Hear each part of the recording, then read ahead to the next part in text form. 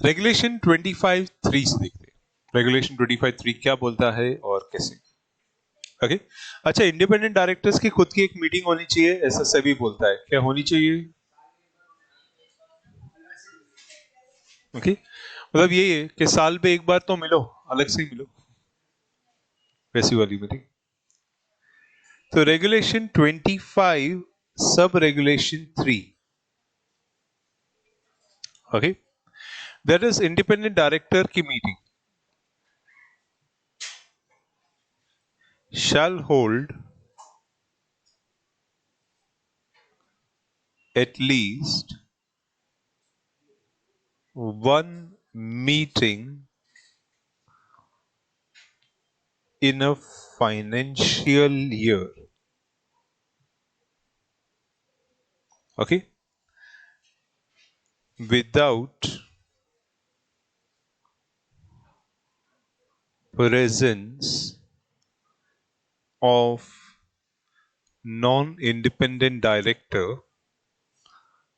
and members of management, okay. All independent directors shall strive to be present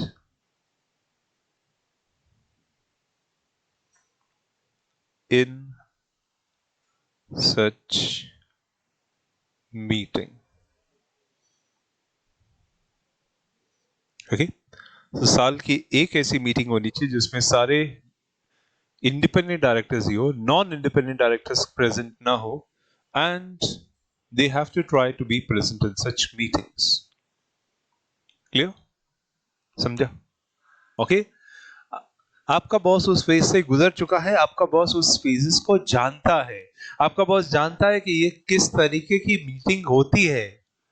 इसीलिए जब senior MD का senior audit committee के independent director का chairman का call आया कि we are conducting a meeting, that was indirect statement send a new company secretary जिसको कुछ नहीं आता, ट्रेनी वाले टाइप।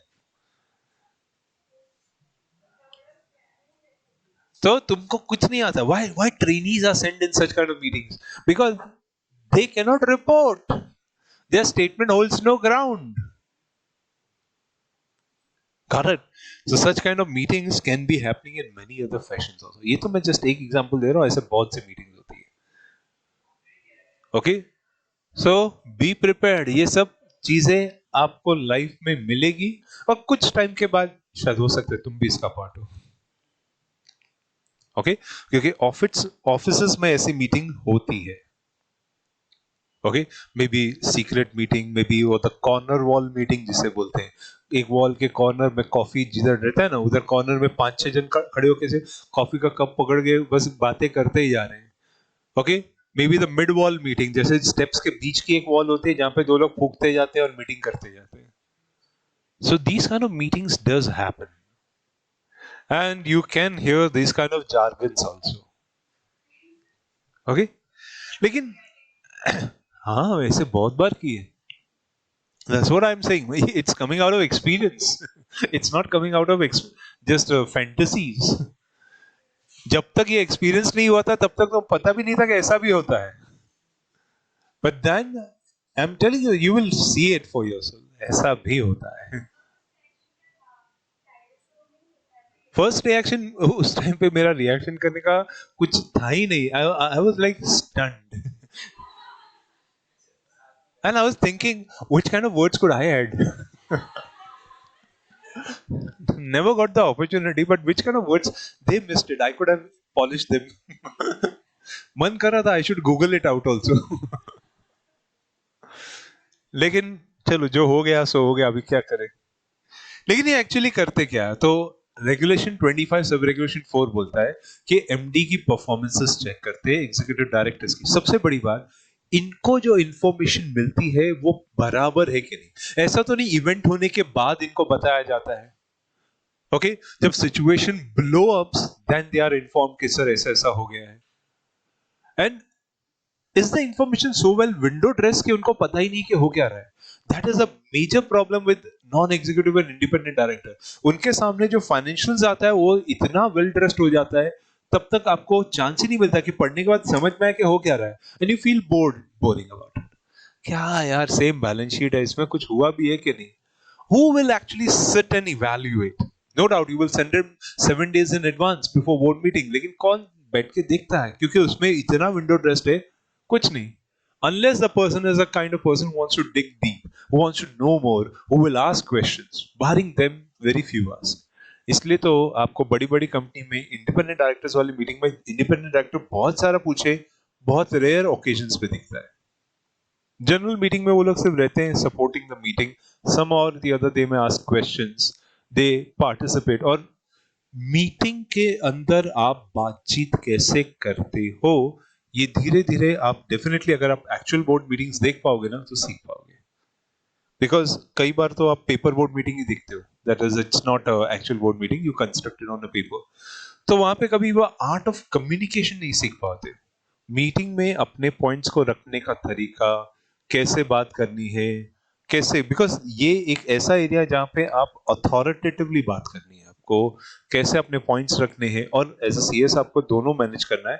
पूरी मीटिंग, जनरली बोल रहा हूं, अगर आप सीएस वो चेयरमैन के बाजू में बैठे हुए सीएस वो हो, तो मीटिंग एक्चुअली चेयरमैन के थ्रू आप ही चला रहे हो.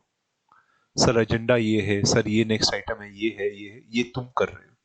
और अगर आप जूनियर हो तो आप अपने सीएस के आसपास में बैठे होंगे, मे बी आपके सीएस के पीछे, क्योंकि आपका लैपटॉप चालू रहता है और नोटिंग्स चलती रहती है, तब तक आपका सीएस बॉस जो है एड्रेस कर रहा होता है. क्लियर? सो ये सब चीजें धीरे धीरे धीरे आपको समझ में आएगा. What is the art of communication, how do you present it. बहुत सारी चीजें होती हैं मीटिंग्स में. ओके, एंड सजेशन यही दूंगा सीएस होने के बाद, कम्युनिकेशन में थोड़ा स्किल्स डेवलप करना, पर्सनालिटी डेवलपमेंट, कम्युनिकेशन. और एडवांस लेवल जाना है तो NLPs are really good for that. Neuro linguistic programming, that is how do you put your words to whom और कैसे. That's called neuro linguistic programming. सोचने का तरीका जिससे आपकी भाषा सुधरे. So it's a very good NLP practice, but that's far more advanced.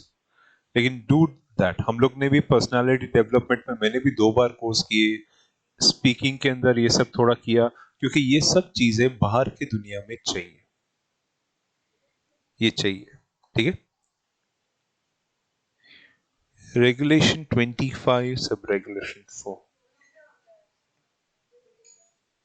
Quorum, board meeting का कोरम जिसमें 50% इंडिपेंडेंट डायरेक्टर चाहिए बस. नहीं, इनका कोई कोरम नहीं होता है, इसमें सारे के सारे आने चाहिए, ये लिखा है ना. तो मीटिंग होगी लेकिन उसका रीजंस रिकॉर्ड कर लेंगे. ठीक है. So the meeting of independent directors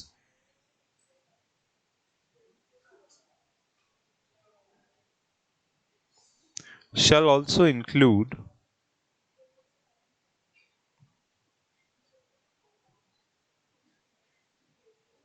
एक तो review performance of non-independent directors and board of directors as whole. Okay, review the performance of review performance of chairperson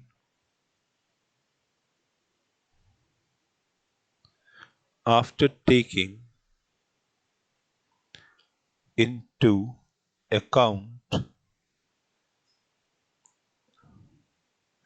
views of executive directors and non-executive directors. Then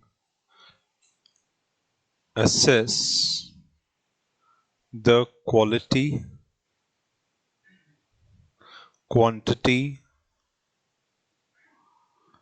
and timeliness. They assess the quality, quantity, and timeliness of information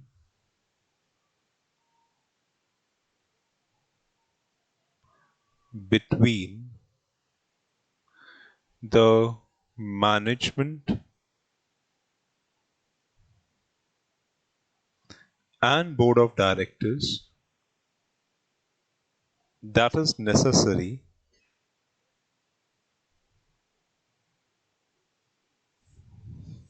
for board of directors to perform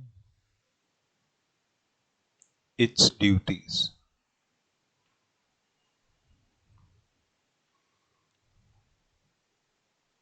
Clear? So ये independent director से expected है। सेबी एक और चीज बोलता है जो court में भी आती है, लाइबिलिटी ऑफ इंडिपेंडेंट डायरेक्टर। यहीं से मैंने रेगुलेशन 25 उठाया था कि रेगुलेशन 25 पूरा डिस्कस करता हूं। वो आता है 25(5) में। एक इंडिपेंडेंट डायरेक्टर कब लायबल होगा? कब लायबल होगा? एग्जैक्टली उसके नॉलेज में होना चाहिए।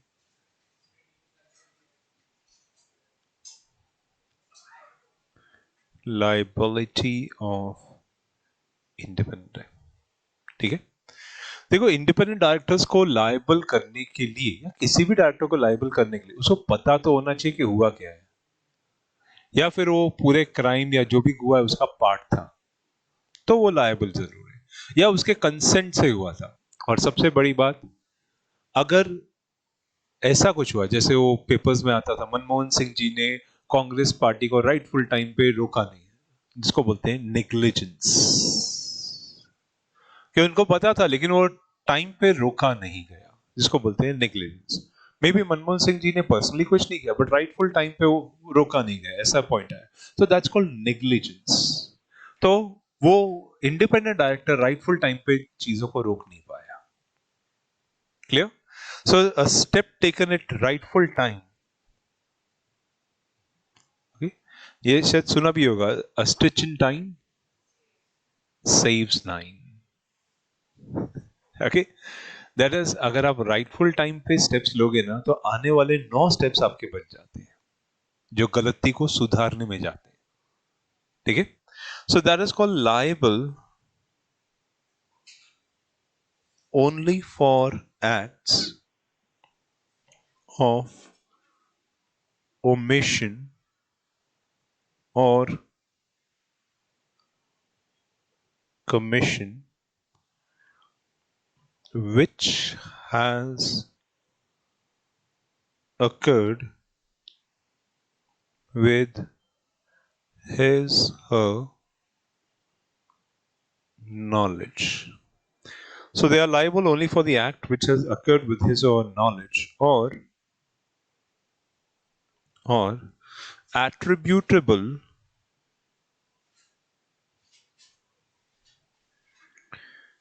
through board processes. Attributable through board process and with his her consent or connivance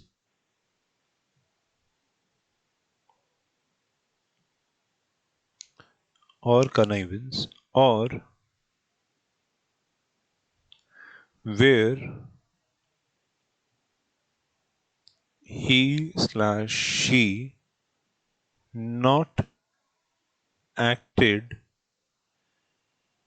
diligently as per regulations.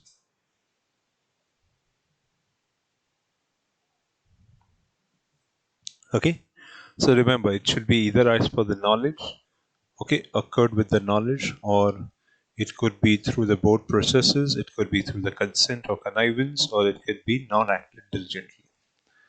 So ये कुछ गलतियों की वजह से हो सकता है। ठीक है? Clear everyone? फाइन। बाकी इंडिपेंडेंट डायरेक्टर रिजाइन कर रहा है तो नेक्स्ट इंडिपेंडेंट डायरेक्टर कब तक अपॉइंट हो जाता है?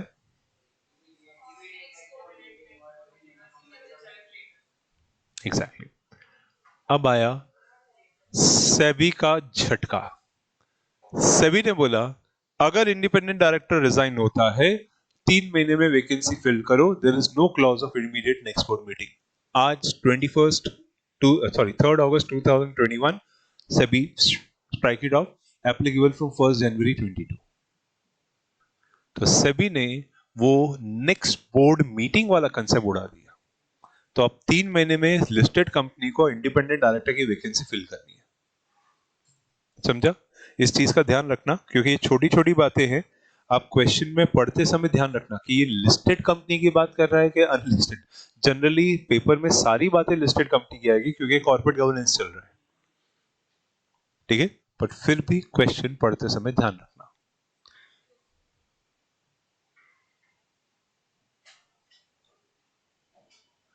सो रेगुलेशन 25 सब रेगुलेशन 6 के हिसाब से independent director who resigns or removed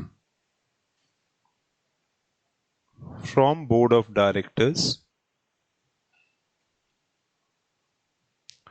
shall be replaced by new independent director at earliest, ठीक है, but not later than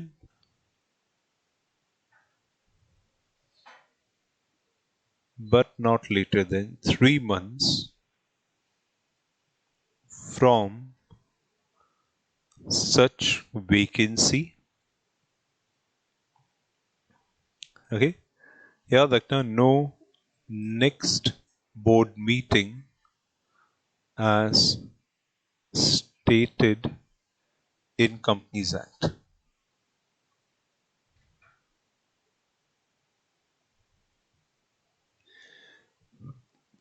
ठीक है, and where board of directors fulfills the requirements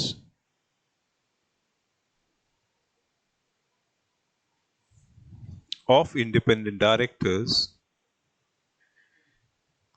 without filling a vacancy, then the above requirements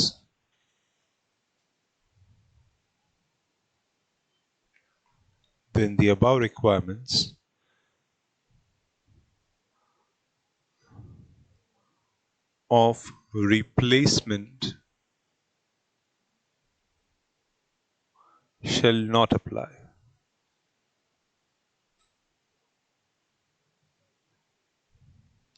okay, fine। मतलब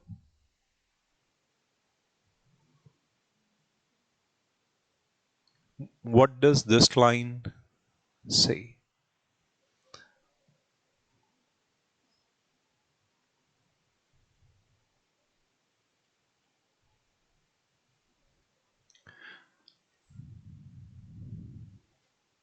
चलो, मेरी company में मुझे independent directors 4 चाहिए थे, लेकिन ABCDE 5 है और मेरी रिक्वायरमेंट थी 4 की।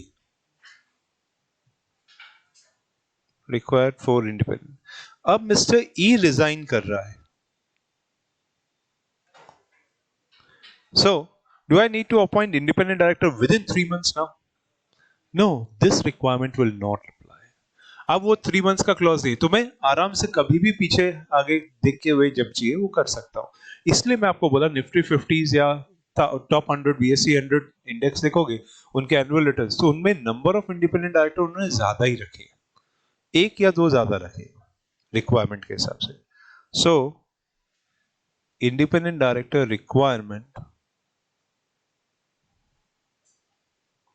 Is still met. ठीक है,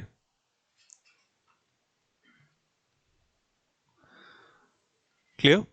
और एट्रीब्यूटेबल टू बोर्ड प्रोसेस, इसका मतलब क्या हुआ?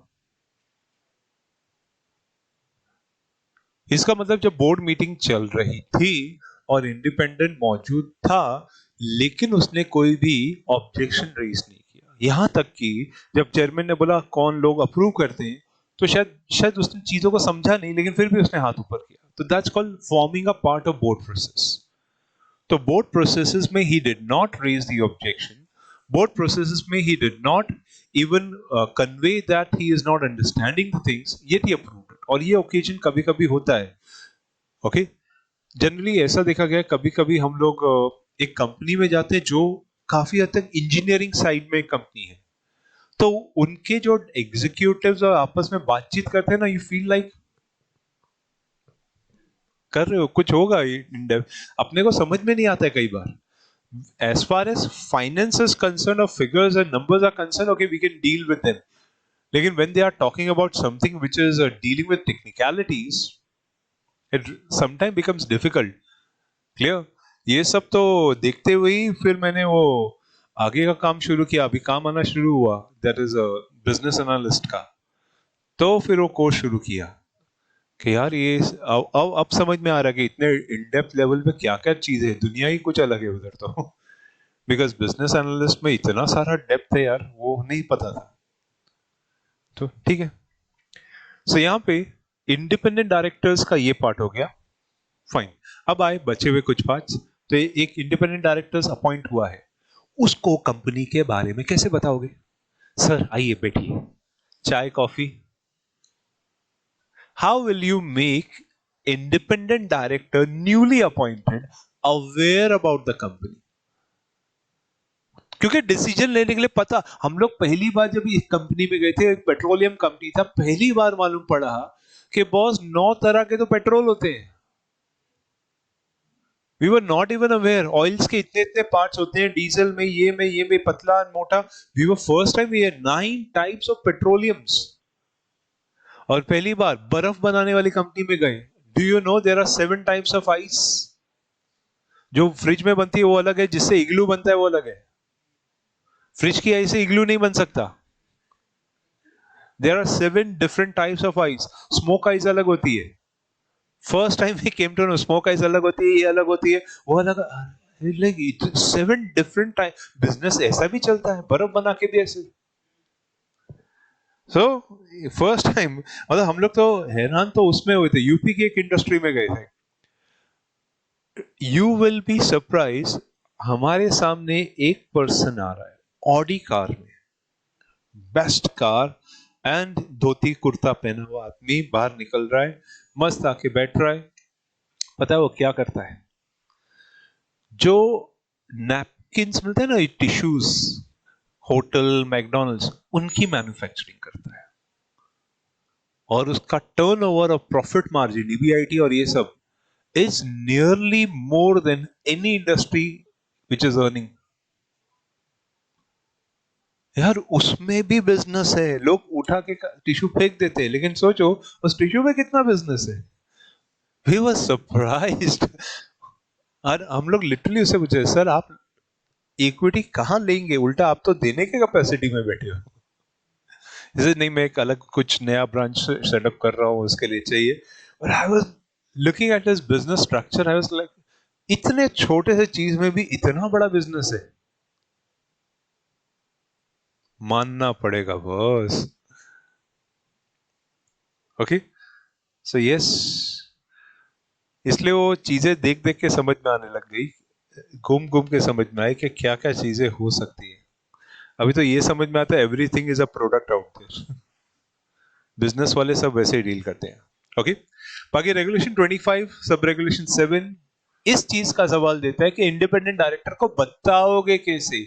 उसको बोलते हैं फेमिलराइजेशन प्रोग्राम। और आपके लिए वो कंपनी में होने वाला है जिस दिन आप एंटर करोगे, induction programme. Employee induction programme बोलते हैं उसको, जिसमें आपको बताया जाता है कंपनी है क्या, कंपनी के कैलिबर्स क्या है, कंपनी की स्ट्रेंथ एंड वीकनेसेस क्या है, आपसे क्या एक्सपेक्टेशंस है, आपका केआरए क्या होगा, आपका दैट इज एक्शन टेक एटीआरस कैसे आने चाहिए। ओके, और अगर आपने टाइम पे परफॉर्मेंस नहीं दिया तो कितना परसेंटेज कट होगा? सबसे इंपॉर्टेंट एरिया खाना खाने के बाद ही आता है। लीव कब मिलेगी, कितना वो होगा, है ना? पूरा स्टार्टिंग में मजा करवाओगे, हम लोग थक जाते हैं, फिर खाना खिलवाते हैं, फिर तो जो नींद आती है, फिर ऊपर से लाइट थोड़ा डिम करते हुए प्रोजेक्टर पे दिखा रहे हैं कि आपको लीव इतने मिलेगा, ऐसे आदमी ऐसे ऐसे देख रहा है, नोटिंग करने के लिए नोट भी नहीं कर रहा है। So that is how it is. Familiarization.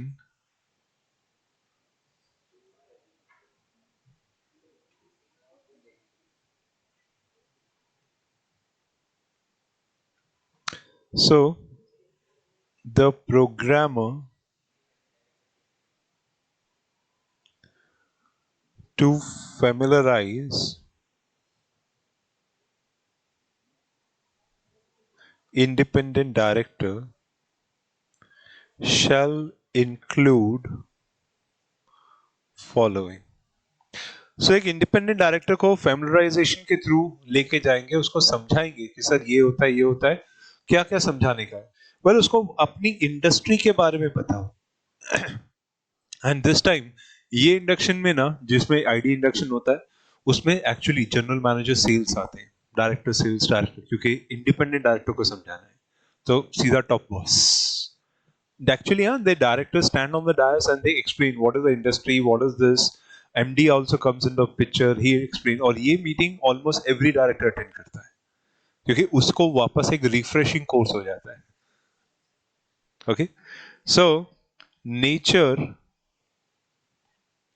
Of industry, और ऐसी मीटिंग आपको अटेंड करने मिले तो मजा आ जाएगा, इन विच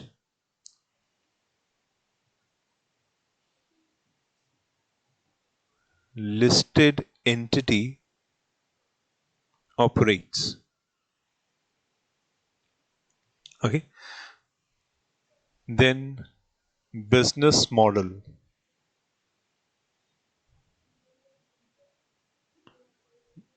then roles, rights, and responsibilities of independent directors, then any other relevant information.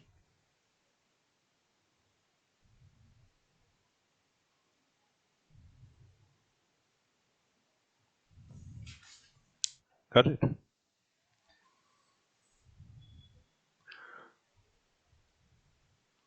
ठीक है। अच्छा, कंपनी में इंडिपेंडेंट डायरेक्टर अपॉइंट हो रहा है, आपको कैसे मालूम है इंडिपेंडेंट है?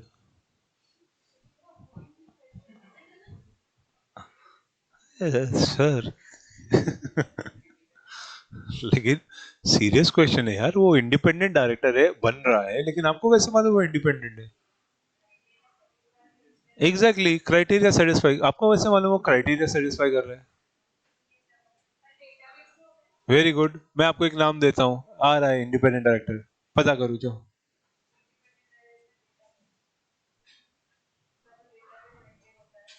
हाँ, तो डेटाबेस से तो तुझे इतना ही मालूम पड़ेगा, ये क्वालिफिकेशन है, ये है, लेकिन ये कैसे मालूम पड़ेगा वो इंडिपेंडेंट है? एग्जैक्टली, उससे डिक्लेरेशन लेनी पड़ती है। ओके, हमको उससे डिक्लेरेशन लेनी है कि वो इंडिपेंडेंट है, और उसी डिक्लेरेशन में उसके रिलेटिव, काका, भाई, बहन, ये वो सबका इंफॉर्मेशन, जितना कुछ ऊपर लिखा था ना 149, या फिर वो सब लिखा होना चाहिए, और उसको बोलने का सर इसके मतलब ये है, अगर वो कब नया नया है तो explain him that the meaning of this is this, and if that person says okay yes I am fine, I am aware of this, तो वो इंडिपेंडेंट है, क्योंकि जिस दिन वो डिक्लेरेशन साइन करेगा तभी वो इंडिपेंडेंट बनेगा। Okay, that is a requirement of regulation 25 sub regulation 8, that is called declaration of independence.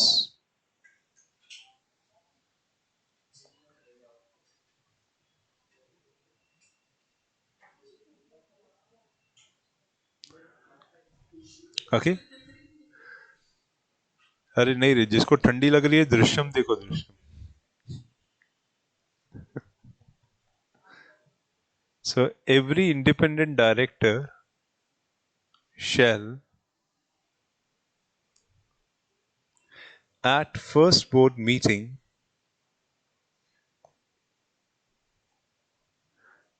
in which he or she participates and thereafter at first board meeting of every financial year and whenever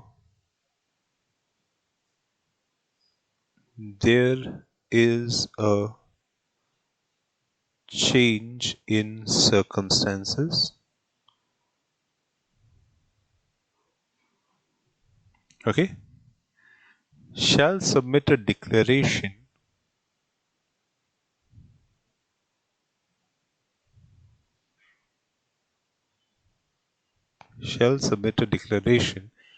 that he or she meets criteria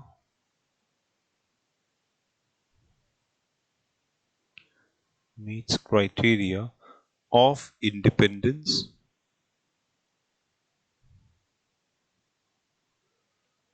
and that he or she is not aware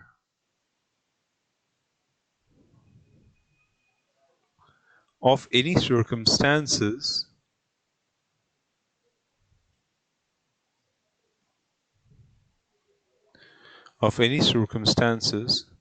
or situations which may cast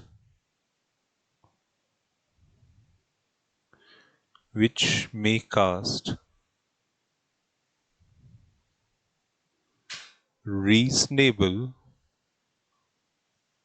doubt or could impair or impact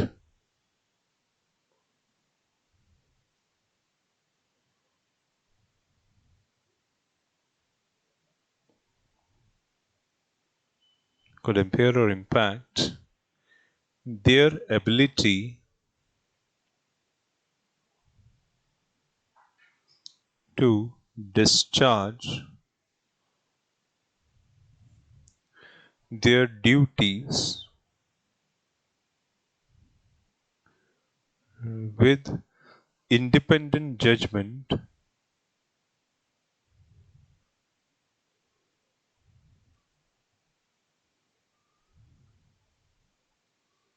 and without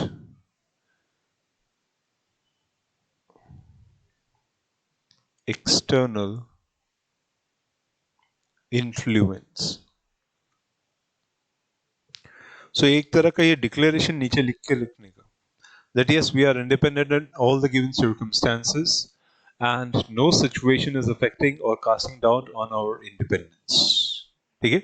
Because company law के हिसाब से तो यहीं पे खत्म हो जाता है. फिनिश. सेबी ने ये लाइन एक्स्ट्रा ऐड कर रखी है. समझा? कंपनी लॉ तो इधर ही खत्म हो जाता है. ठीक है? फाइन. और ये डिक्लेरेशन उसने आपको दिया साइन करके कि yes I am satisfying the requirement of independence, जो हर साल लेते हैं. अभी फाइल में डाल दो.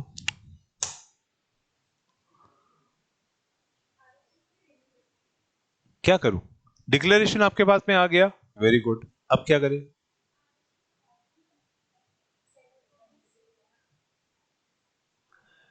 कुछ कुछ याद आता है कि एक डायरेक्टर अपना इंटरेस्ट डिस्क्लोज करता है.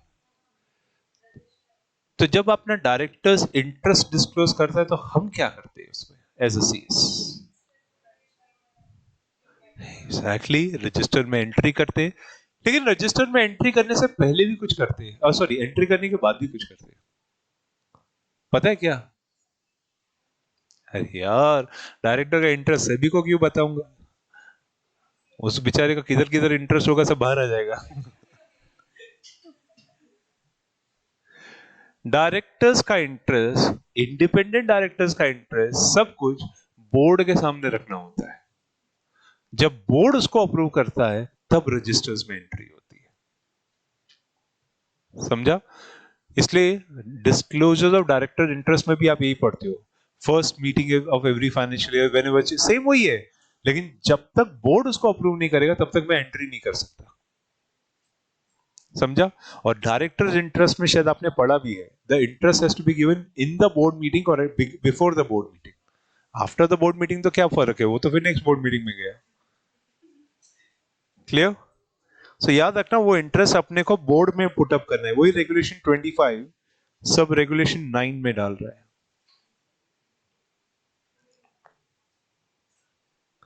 So, the board of directors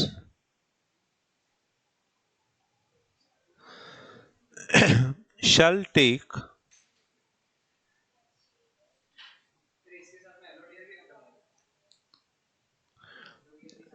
तो एलओडीआर की है। हाँ, ये एलओडीआर के साथ ही ये मॉड्यूल में आगे है। रेगुलेशन 25 मॉड्यूल में तोड़ तोड़ के डाला है। अभी लाइबिलिटी इधर है, थोड़ी देर के बाद आगे आप 25 और पढ़ोगे। मैं एक साथ आपको सारा रेगुलेशन 25 दे रहा हूँ। Okay, updated latest regulation. इसलिए मैं आपको पहले बैरेक का वो बेयर प्रोविजंस दे दिए, मैं उसी में से पढ़ा रहा हूँ आपको। सो क्या हुआ? पढ़ा नहीं, लेकिन अगर आपका नहीं खुल रहा, मे बी वो आपका पीडीएफ वर्जन जो है ना, वो अपडेटेड नहीं है। तो आपको या तो वर्जन अपडेट करने को आएगा, प्ले स्टोर पे जाओ, उसमें आएगा अपडेट वर्जन, अपडेट कर देना। कभी कभी वो होता है। So board of director shall record the declaration. और अगर फिर भी नहीं खुल रहा है तो सिंपली इतना ही करो, सेबी एलओडीआर रेगुलेशंस, सीधा सेबी की वेबसाइट पे जाओगे, वहां से डाउनलोड कर सकते हो। The board shall take on record the declarations or confirmation submitted by independent directors. Okay, fine. So board ये declarations लेगा, and जो इंश्योरेंस की बात कर रहा था, डीएनओ इंश्योरेंस, वो 1 जनवरी से कंपलसरी किया हुआ है। वो एक्चुअली रेगुलेशन 25 सब रेगुलेशन 10, जैसे मैंने आपको बोला था 500 का 1000 कर दो, तो ये इसमें आया था। So with effect from 1st January 2022, top 1000 listed entities based on market capitalization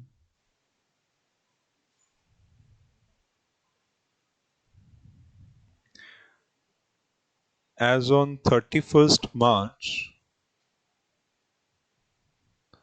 of every financial year shall undertake directors and officers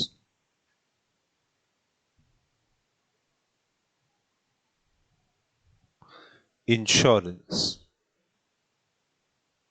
जिसको डी एंड ओ बोलते हैं, for all independent directors of such quantum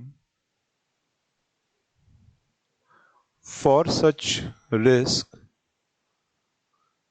as may be determined. ठीक है? ये insurance का purpose क्या है, क्यों लेते हैं, क्या करते हैं, ये सारा पार्ट आपको एक चैप्टर में आएगा, RCD, resolution of corporate dispute में, क्राइसिस मैनेजमेंट। उसमें बहुत डिटेल है, डीएनओ क्या होता है, क्यों होता है, कैसे होता है, किसके लिए होता है, पूछो मत, बहुत कुछ है अंदर ही अंदर। तो उसमें आता है ओके कि डीएनओ लेते क्यों हैं, कितने लेवल तक का लेना चाहिए, कैसे क्राइसिस मैनेज करते हैं, ये सब चीजें। ठीक है।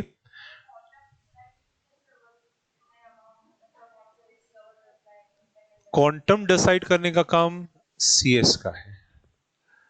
उसको जितनी एप्लीकेबल एक्ट्स है कंपनी को, उसके हिसाब से ये पता करना होगा कि किस किस में ऑफिसर इन डिफॉल्ट की लाइबिलिटी आती है, क्योंकि इंडिपेंडेंट डायरेक्टर वो ऑफिसर इन डिफॉल्ट में आ जाते हैं। तो एज अ रिजल्ट उन सारी पेनल्टीज का टोटल करके पता करना पड़ेगा कि अगर ये वायलेशन हुआ तो इतना इंश्योरेंस लेके रखो। एमडी और सबका सेम नहीं, क्योंकि MD is liable for everything. Independent directors become liable only when it is attributable to their conduct. तो जहां पे अभी देखो कई पेनल्टीज आपको कंपनी लॉ में मिलेगी, company and the officer in default यानी एमडी और वही बस। It does not go beyond that to other directors. जो पेनल्टी नॉन एग्जीक्यूटिव तक जा सकती है, यानी ऑल डायरेक्टर्स आर लायबल। ये ऑफिसर इन डिफॉल्ट में इंक्लूड होता है, लेकिन एक तरीका है। ऑफिसर इन डिफॉल्ट में ये देखना होता है कि whether the words in the company law is company and managerial personnel. तो managerial personnel officer in default है। दूसरा, कंपनी एंड एवरी डायरेक्टर। तो एवरी डायरेक्टर मतलब ये भी आ गया, they are all officer in default. तो फिर वो सेक्शन ढूंढ ढूंढ के पेनल्टी लगानी पड़ेगी। समझा? फिर अगर आपकी कंपनी को कंपनी लॉ छोड़ के और भी कुछ लग रहा है, इनकम टैक्स, जीएसटी, सब में ढूंढो। आया मजा। इसलिए बोला ना, टैक्सेशन वगैरह थोड़ा ध्यान से पढ़ना। ठीक है। नाउ सिचुएशन ऐसी है, अपना इंडिपेंडेंट डायरेक्टर है ना, उसका टर्म 5 साल का खत्म हो गया। ओके।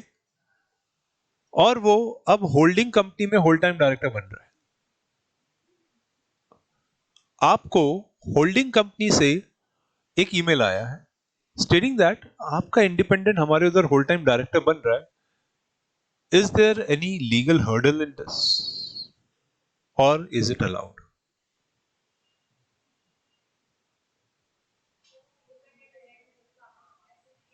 वो कूलिंग ऑफ तो इंडिपेंडेंट डायरेक्टर के लिए है ना, पर वो अभी इंडिपेंडेंट डायरेक्टर रहना ही नहीं चाह रहा है।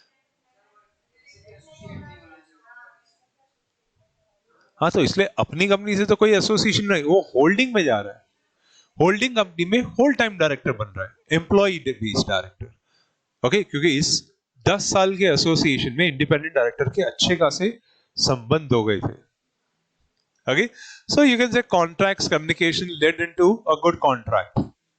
सो नाउ होल्डिंग कंपनी उसको अपॉइंट कर रही है, लेकिन वहां के कंपनी सेक्रेटरी ऑडिट करने वाली कंपनी ने आपको भेजा है कि आपका इंडिपेंडेंट, तो आपके उसमें कोई हर्डल, लीगल हर्डल तो नहीं है।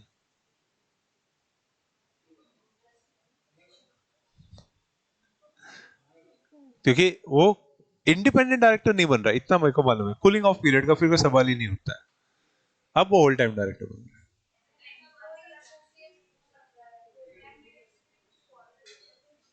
हाँ नहीं, वो ही इज ड्यूली क्वालिफाइड, उसकी क्वालिफिकेशन का तो सवाल ही नहीं है। ओके, वो सिर्फ ये पूछ रहे कि लॉ में कोई रिस्ट्रिक्शन तो नहीं है ना, बस। ओके, कंपनी लॉ में ऐसा कोई रिस्ट्रिक्शन नहीं है। ओके, सेबी में अभी रिसेंटली डाला हुआ है कि अगर इंडिपेंडेंट डायरेक्टर रिजाइन करता है, ओके, सेबी में रिसेंटली डाले हुए रिस्ट्रिक्शंस में से है।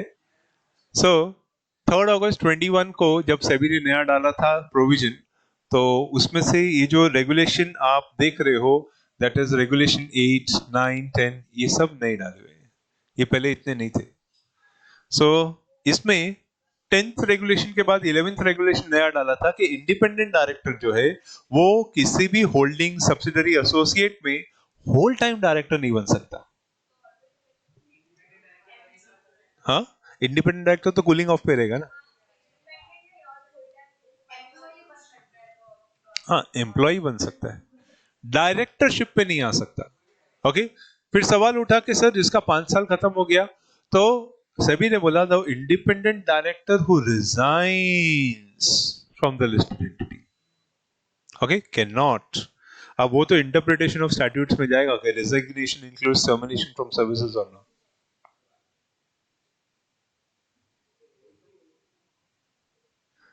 सो सभी ने वर्ड्स यूज किया कि no independent director who resigns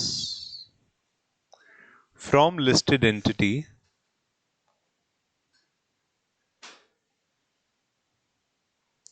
shall be appointed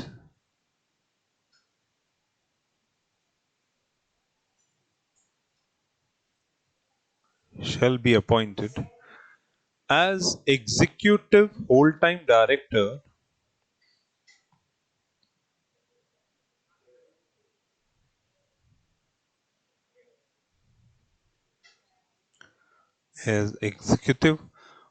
director on the board of listed entity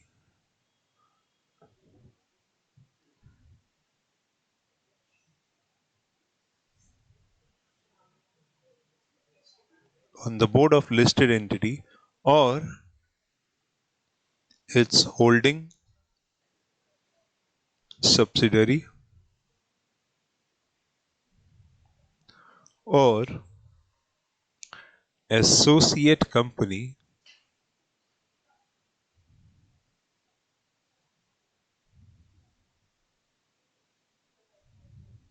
or on board of company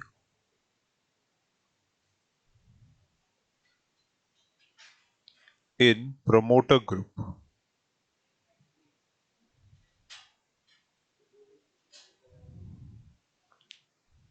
okay, तो कहीं पे भी वो इंडिपेंडेंट डायरेक्टर नहीं बन सकता या होल टाइम डायरेक्टर भी नहीं बन सकता। इंडिपेंडेंट तो 3 इयर्स, होल टाइम किधर भी नहीं। लेकिन फिर सभी ने बोला चलो ये रिस्ट्रिक्शन 1 साल के लिए, unless 1 year has expired,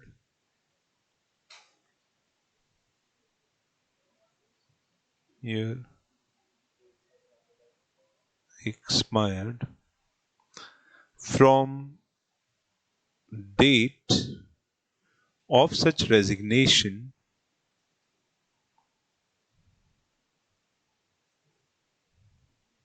as independent director।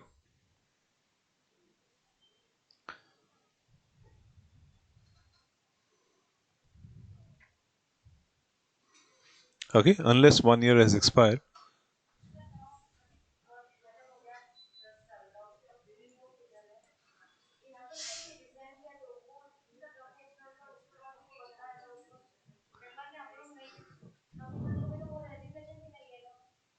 सी, अगर उसका टर्म खत्म हो गया, मैं वही बोला कि resignation is subject to now interpretation, because whether resignation should I give a literal interpretation resigns, तो इसका मतलब फिर वो टर्म खत्म हो गया तो वो होल टाइम डायरेक्टर बन सकता है। ओके, और रेजिग्नेशन मीन्स टर्मिनेशन ऑफ और कंप्लीशन ऑफ टर्म, ऐसा इंटरप्रेट करूं तो फिर नहीं बन सकता। तो ये सब्जेक्ट टू इंटरप्रिटेशन है। ठीक है, तो अभी तक तो सुप्रीम कोर्ट में वो केस गया नहीं है कि इसका इंटरप्रिटेशन हो, लेकिन ठीक है, it is subject to interpretation. ठीक है,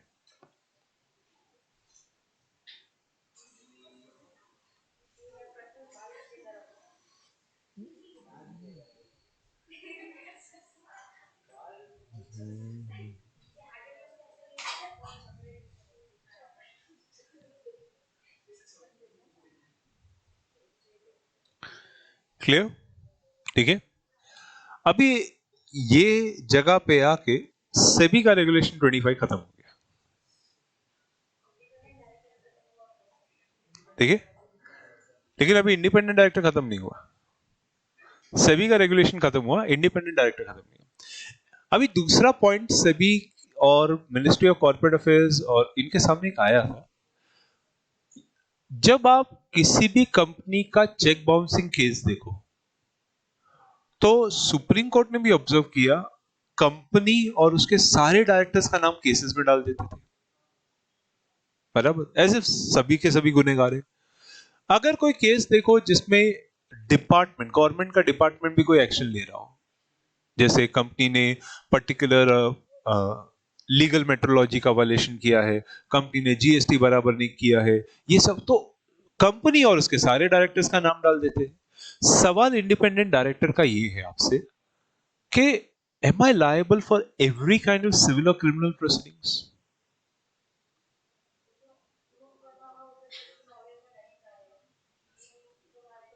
हाँ, मतलब आप ये कह रहे हो कि सर आप लायबल तो हो, प्रूव आपको करना है, the ball is in your court, not in the court of the person filing the case. So that's what he is asking, that whether the person, the plaintiff who is filing the case or the complainant who is filing the case should take care that I am an independent director. मुझे MCA के portal पे भी दिख रहा हूं independent director, तो मेरा तो कंपनी के उन चीजों में रोल ही नहीं है, unless you define my role कि मैंने ये किया। तो जब तक मेरा कोई रोल ही नहीं है, कैन आई बी प्रोसिक्यूटर और made a party to a case like this? क्या लगता है आपको? What legal opinion will you be shedding?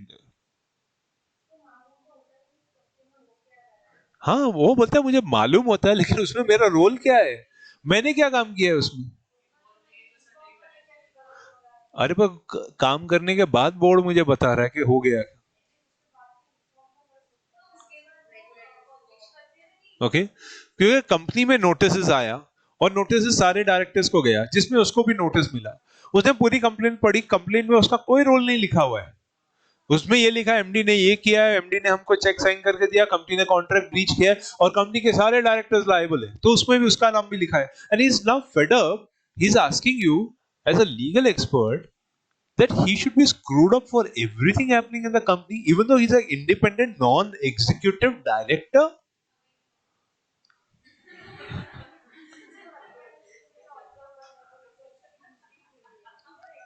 Okay, आप एमडी पे केस कर रहे हो क्योंकि वो कॉन्ट्रैक्ट साइन करके बैठा है, आप होल टाइम डायरेक्टर सीएफओ पे केस कर रहे हो क्योंकि फाइनेंस का चेक्स वगैरह वही इशू कर रहा है, लेकिन ये बोलता है मेरी क्या रिस्पॉन्स है, मैं तो 3 महीने में एक बार आता हूं और मुझे 3 महीने में पहली बार पता चलता है कि कंपनी में ये सब है। वो तो घर पे जब नोटिस आने शुरू हुए तब मालूम पड़ा कि कंपनी में लिटिगेशन चल रही है। Okay, so he seeks a legal opinion, what should the correct stand B.